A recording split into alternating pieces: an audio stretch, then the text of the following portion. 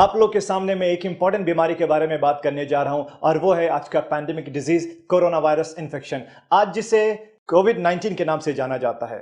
ये pandemic disease जिसे हिंदी में महामारी कहते हैं। आप लोगों ने सुना होगा किसी जमाने में कि पूरे मुल्क में हैजा फैल गया है या पूरे मुल्क में प्लेग फैल गया है। ये सब अपने आप में एक महामारी थे। उसी तरह से आज के टाइम की महामारी ये कोरोना वायरस डिजीज है। सोशल मीडिया, व्हाट्सएप, फेसबुक के जरिए हमारे पास बहुत सारे इंफॉर्मेशन है ये कोरोना वायरस के बारे में। इसमें कुछ सही है और कुछ गलत। इस सही गलत के चक्कर में बहुत सारे लोगों की जिंदगी पे और बिजनेस पे काफी असर पड़ा है। लोगों में एक बहुत डर का माहौल बना हुआ है। लोगों को लगने लगा है कि अगर उनको ये इन्फेक्शन हो जाएगा तो उनका मरना पक्का है, जबकि ये बिल्कुल गलत बात है। ऐसे सिचुएशन में मेरी जिम्मेदारी है कि मैं आपके सामने सही इंफॉर्मेशन दूं और गलत बातों से आपको सावधान करूं। आइए समझते हैं इस वायरस के बारे में। जो सबसे पहला केस दुनिया के सामने आया वो वुहान शहर से, जो चाइना में पड़ता है। जब आउटब्रेक हुआ था तो उस टाइम कुछ लोग वहां पे गए हुए थे, कुछ लोग बिजनेस के लिए, कुछ एजुकेशन के लिए और कुछ लोग घूमने के लिए। सेम टाइम पे जब वो वापस आए, एक मुल्क से दूसरे मुल्क से तीसरे मुल्क, और इस तरह से पूरे दुनिया में ये इन्फेक्शन फैलता गया। सबसे पहला सवाल कि ये बीमारी फैलती कैसे है। आपको बता दो, ये बीमारी क्लोज कांटेक्ट से फैलती है, सांस के जरिए। ये एक रेस्पिरेटरी डिजीज है। ये वायरस हमारे नाक से होते हुए सीधे लंग्स में पहुंचता है। आप इस वायरस के स्ट्रक्चर को देखिए, इसमें कुछ स्पाइक्स जैसे नुकीली चीजें हैं और साथ में हमारे लंग्स का फोटो देखिए, कितने ब्रांचेस बने हुए। ये वायरस सीधे नाक के रास्ते से होते हुए हमारे लंग्स में जाता है और आसानी से चिपक जाता है। ये वहीं पे मल्टीप्लाई होता है, उसके बाद से नुकसान पहुंचाना स्टार्ट करता है। तो यहाँ पे साफ मतलब है कि जो ज्यादातर सिम्टम्स हमारे पास में आते हैं वो लंग्स से रिलेटेड होते हैं। और ये वायरस अगर आपके खाने के साथ पेट में जाए तो पेट में एसिड प्रोडक्शन होता है खाना पचाने के लिए, जिससे ये वायरस मर जाता है। तो इसका मतलब ये हुआ कि खाने से ये वायरस नहीं फैलता है। एक बहुत बड़ा कंफ्यूजन है लोगों में कि क्या नॉनवेज खाने से भी ये वायरस फैलता है। मैं आपको बता दूं, बिल्कुल नहीं फैलता है।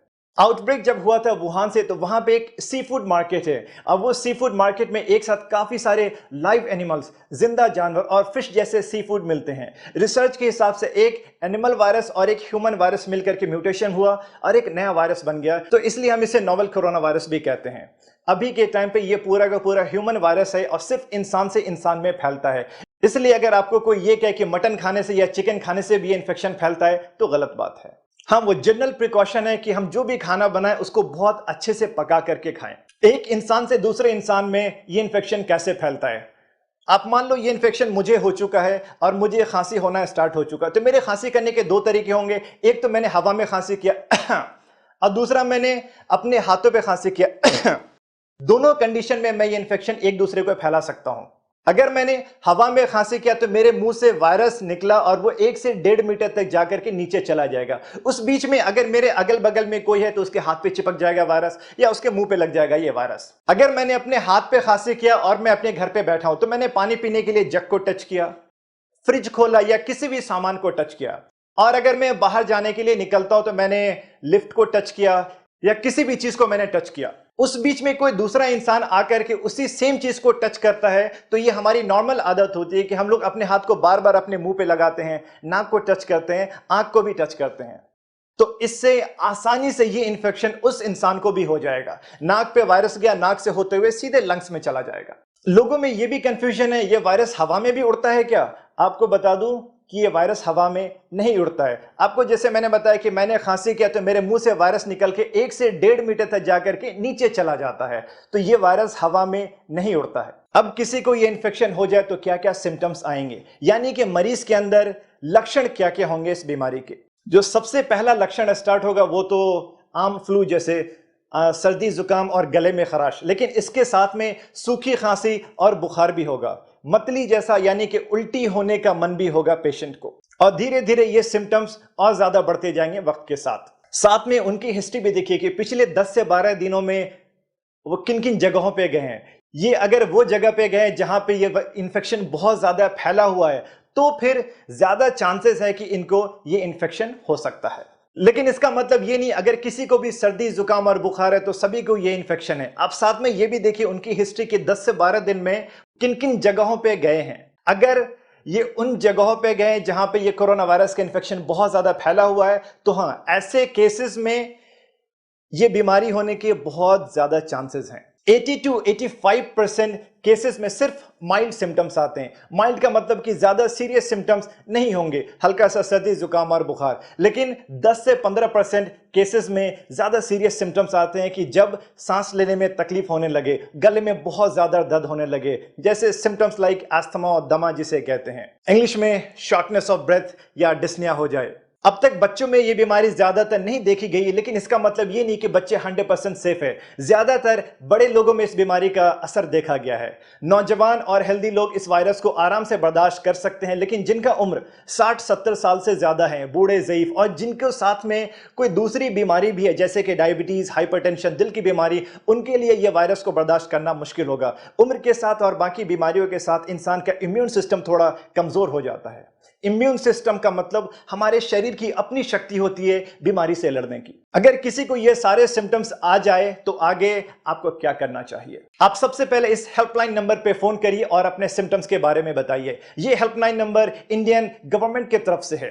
हेल्थ अथॉरिटीज के लोग आपसे बात करेंगे और आपको सही मशवरा देंगे। जरूरत पड़ने पे आपके दिए हुए एड्रेस पे आएंगे और आपका जांच करेंगे। अगर उनको सारे सिम्टम्स इस वायरल इन्फेक्शन का लगेगा तो आपके गले से स्वैब कल्चर लेकर के टेस्ट के लिए जाएंगे, और ये टेस्ट अभी सिर्फ सरकारी लैब सेंटर्स पे ही हो पाएगा।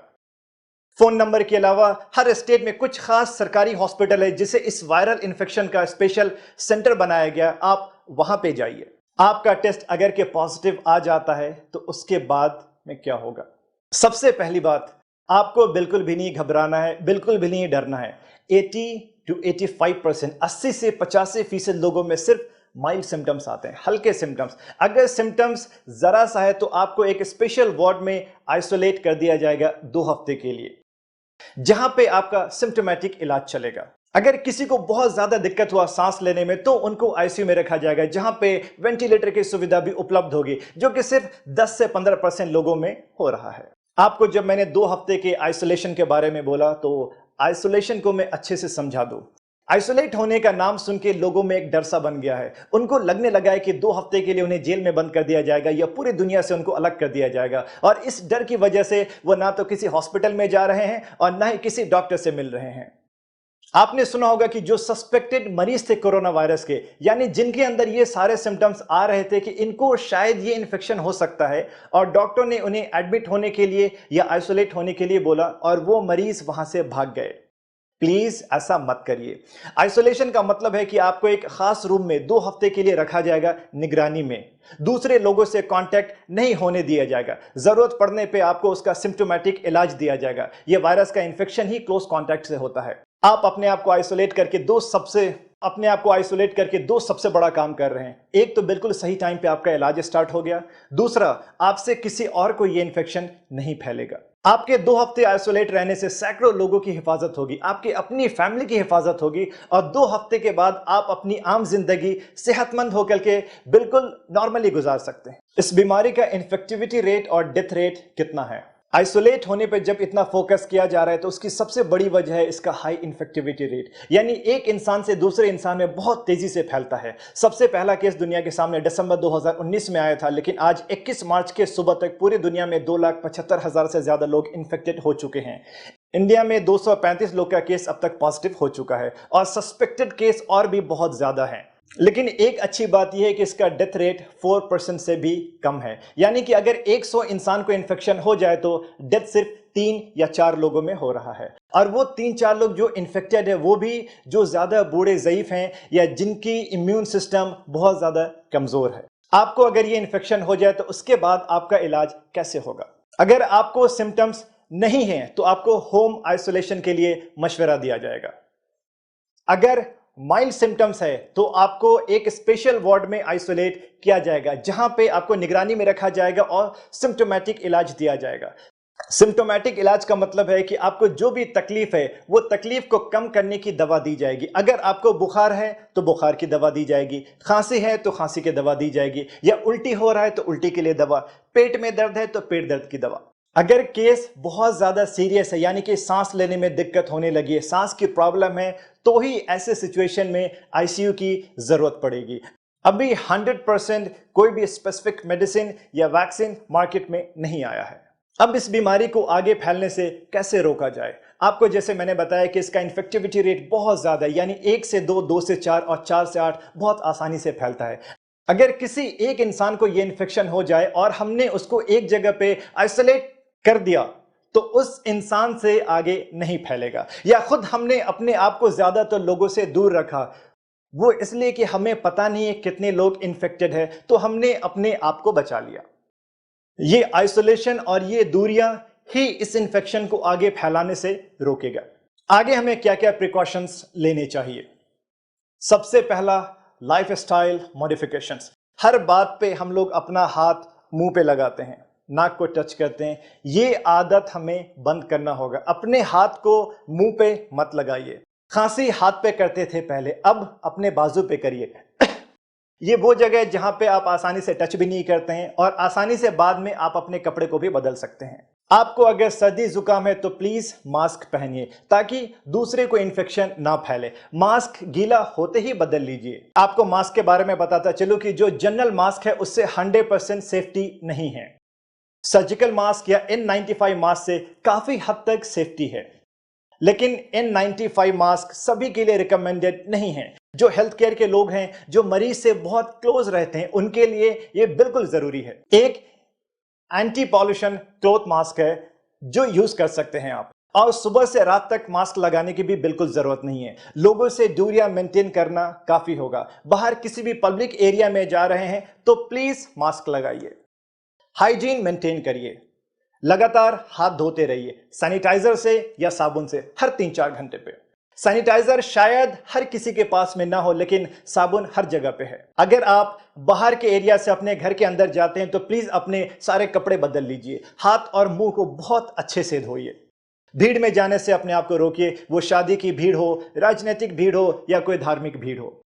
हाथ मिलाना और गले मिलना अभी बंद करिए। हर इंसान से 2-3 मीटर की दूरियां मेंटेन करिए।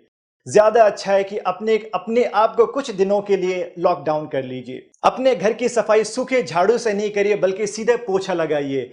वो इसलिए कि अगर एक इन्फेक्टेड इंसान ने खांसी किया तो वायरस 1 से 1.5 मीटर उड़ के नीचे जाता है और वो जमीन में लग जाता है। आपने अगर सूखा झाड़ू लगाया तो वो हवा में फिर से उड़ेगा और दूसरे को इन्फेक्शन फैलाएगा। तो ज्यादा अच्छा है कि सीधे आप मॉपिंग करिए, पोछा लगाइए डेटॉल या सेवलॉन के पानी से, और ज्यादा से ज्यादा पका हुआ खाना खाइए, गर्म पानी पीजिए। आपको मैं दोबारा रिमाइंड करा दूं कि 80% लोगों में सिर्फ माइल्ड सिम्टम्स आते हैं। तो क्या इस बीमारी को हल्के में लेना चाहिए? बिल्कुल भी नहीं।